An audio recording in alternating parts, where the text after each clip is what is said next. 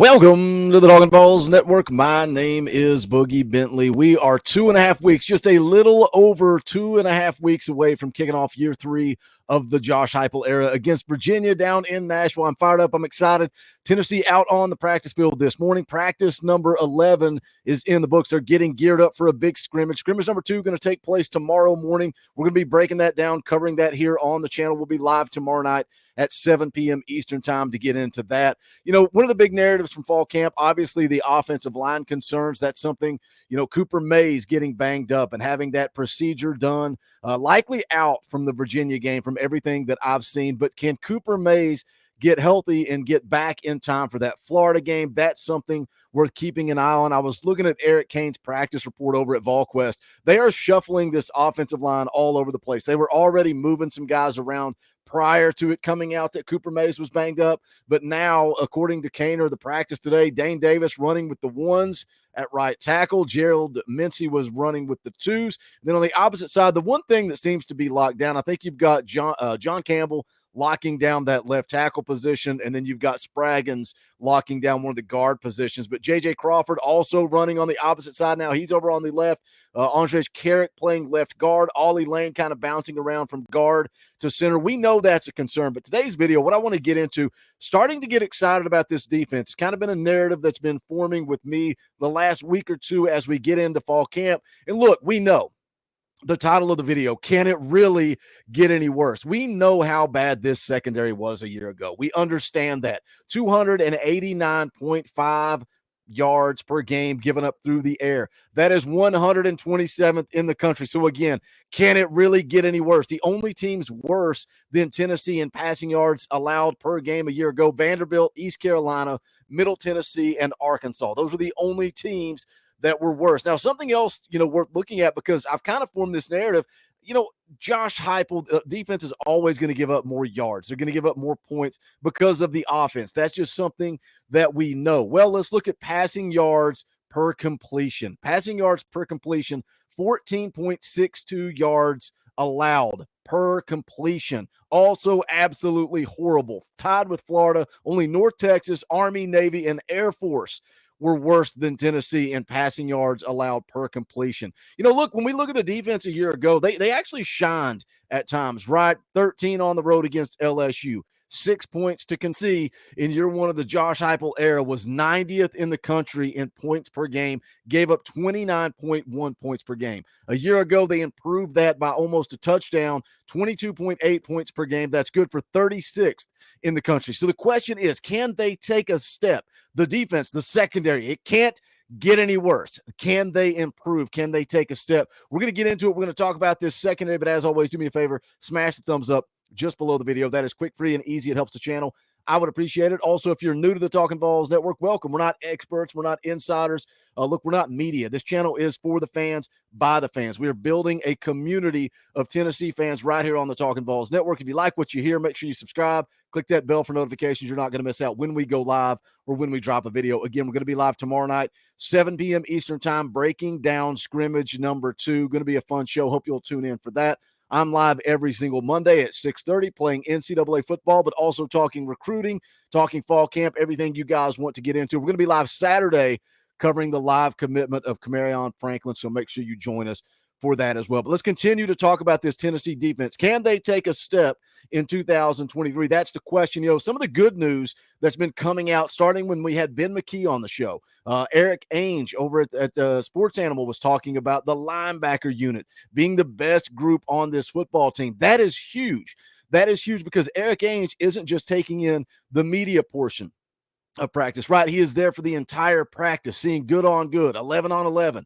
He's not just watching routes on air and stretching and one-on-one drills. He's seeing the full picture. So for him to say this linebacker unit is the best group on the football team, that excites me. Follow that up with Ben McKee kind of reiterating that point, and then also going on to say the front seven as a whole is really good. And look, it all starts up front in the SEC. A year ago, they averaged a little over 2 sacks per game. They've got to improve that.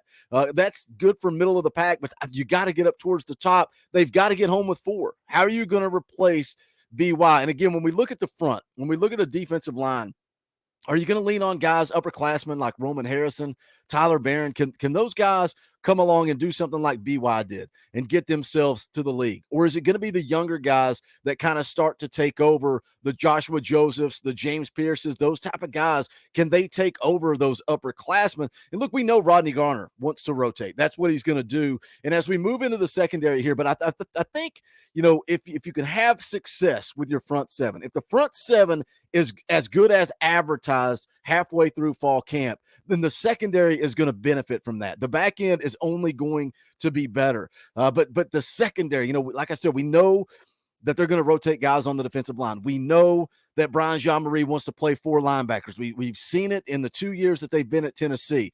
But hearing Willie Martinez meet with the media after practice today, and the narrative that this football team actually has depth and talent in the secondary, can they take a step? Again, the title of the video, can it really get any worse? I don't know. I don't think it can get worse. But if they can take a step, we know the offense is going to be who they are. Josh Heupel is going to find a way to score points. Hopefully we see Joe Milton have that success and they continue to put up a lot of points. But can they take a step on defense?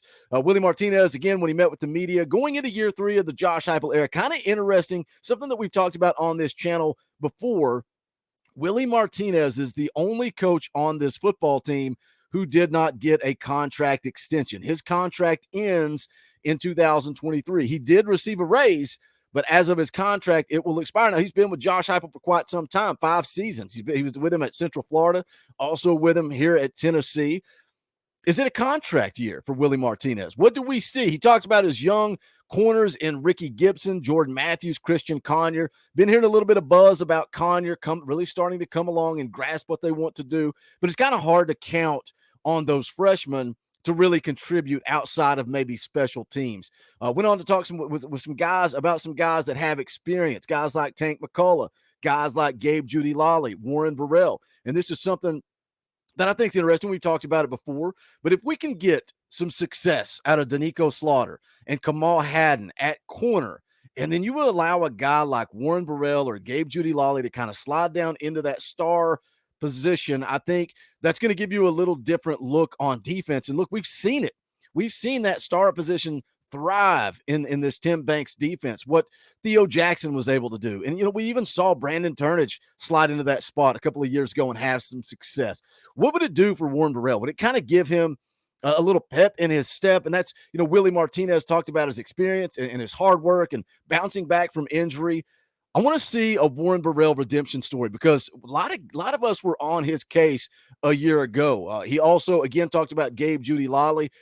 Slaughter getting time. I think Danico Slaughter getting time to actually work at the true corner position. We've talked about it before, but last spring, a lot of this secondary banged up and you're kind of mixing and matching and moving guys around. And that created, really a lack of experience for some of these guys at certain positions. And Willie Martinez talked about that today. Danico Slaughter getting time to work as a straight corner and how that's going to benefit him this season. Also praised Kamal Hadden for his work on and off the field. And I know a lot of us have battered ball syndrome. We have flashbacks. We look back to Kamal Hadden in that South Carolina game, and you're ready to write him off for one football game. His career, his time at Tennessee is not going to be defined by one football game. So I'm excited. I really think that Danico Slaughter, Kamal Hadden are going to be your corners. And what happens with the star position, and how does that open up if you do move Warren Burrell or Gabe Judy-Lally down to that star position? How does that open up to Marion McDonald to maybe get a little bit more athleticism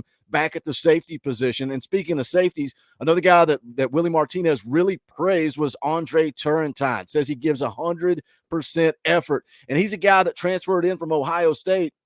And we're expecting big things, but sometimes you forget he's a young guy going into his redshirt sophomore year. But he said, this is a guy that came in, tried to learn the defensive scheme, and he's done that. And now that he's done that, he's gained a lot of confidence. He's making a lot of plays in practice. So can this secondary take a step? Can this secondary get better? Can they improve? It can't get any worse. If you listen to Willie Martinez in his press conference, let me know your thoughts or just what we're talking about here. Can this defense take a step in 2023? And if they can, and they get something out of Joe Milton similar to what we got out of Hendo Cinco, this football team has the potential to go win 10 or 11 games. They do. They've got the talent. But jump into the comment section. Let's talk about it. As always, smash the thumbs up on the way out the door. I want to tell you guys how you could possibly win a free t-shirt from the Talkin VAWLS Network. You can hit that join button down below.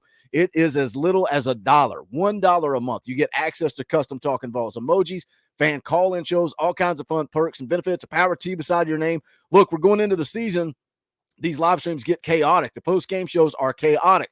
Do my best to highlight all of the member chats that come in. But if you join the channel between now and tomorrow night at 7 p.m. Eastern time, you're going to be entered into a drawing to win a free t-shirt. We will announce it on tomorrow's stream. If you just want to pick up some merch, a lot of you guys have been buying merch lately. We got the new shirts out there, the Fuga shirts, the TriStar shirt. We've also got Gator Hate. Appreciate that. You can go to bonfire.com/store/Talkin VAWLS. If you don't want to do that, that's fine. Just come hang out, smash the thumbs up, jump into the comment section. Let's talk some Tennessee football because this is the Talkin VAWLS Network. My name is Boogie Bentley.